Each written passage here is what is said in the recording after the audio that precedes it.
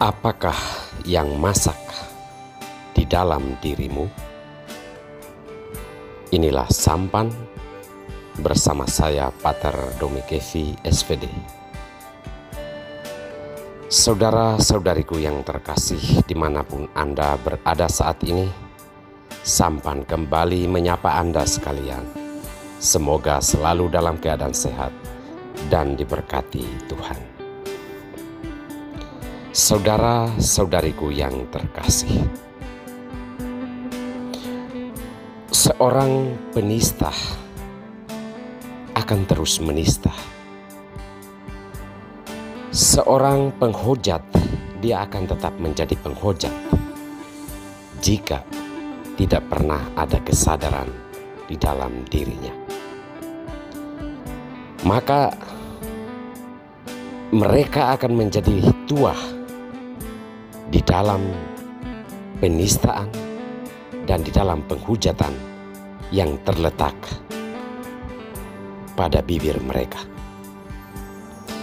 Sedangkan seorang yang berbuat baik dan yang berkata-kata baik dari dalam hatinya, ia akan menjadi tua dengan kebaikan terukir indah dalam hatinya dan kebenaran terpahat pada bibirnya.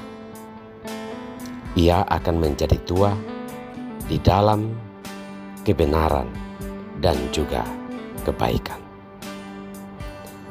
Waktunya akan tiba di mana Tuhan akan memanggil kita satu persatu. Entahkah kita masak dalam kejahatan atau kita masak dalam kebenaran? Saudara-saudariku yang terkasih, kalau kita mendengarkan bacaan pertama dari kitab Nabi Yoel, digambarkan tentang hari Tuhan yang segera akan tiba. Karena semua sudah masak. Entah itu kejahatan, entah itu kebenaran, semuanya telah masak.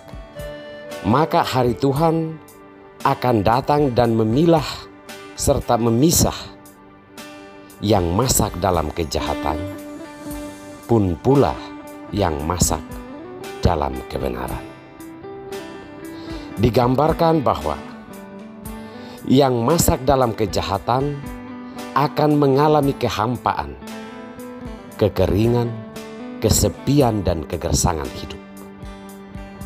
Sedangkan yang matang dalam kebenaran dan kebaikan akan mengalami kelimpahan dan seperti susu dan madu. Seruan bacaan pertama ini dari nubuat Nabi Yoel sebenarnya adalah suatu peringatan bagi perjalanan hidup setiap manusia, supaya mulai memikirkan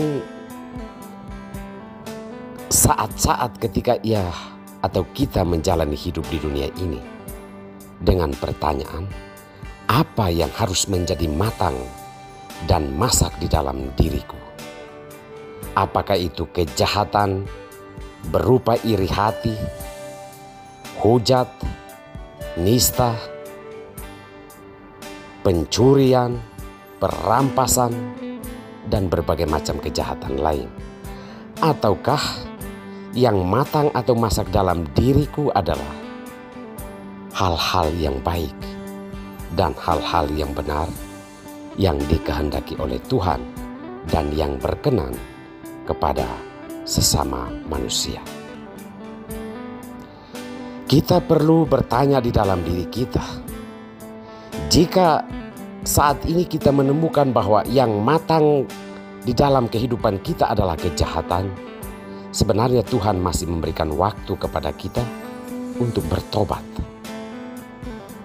Dan jika kita menemukan dalam diri kita saat ini bahwa yang matang adalah hal-hal yang baik dan benar, kita juga perlu bersyukur kepada Tuhan dan memohon kekuatan dan rahmat Allah supaya hal-hal yang baik dan benar itu tetap bertumbuh di dalam diri kita.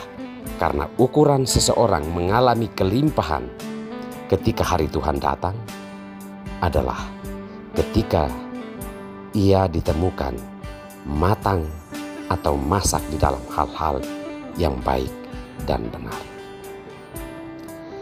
Dalam bacaan Injil, Yesus mengungkapkan bahwa orang-orang yang berbahagia adalah orang-orang yang mendengarkan dan melaksanakan kehendak Allah.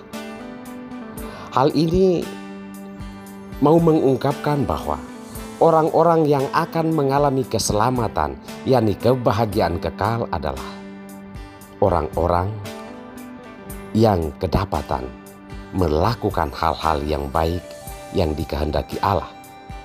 Dan hal itu timbul atau tumbuh dari sikapnya yang mendengarkan sabda Allah dalam hidupnya.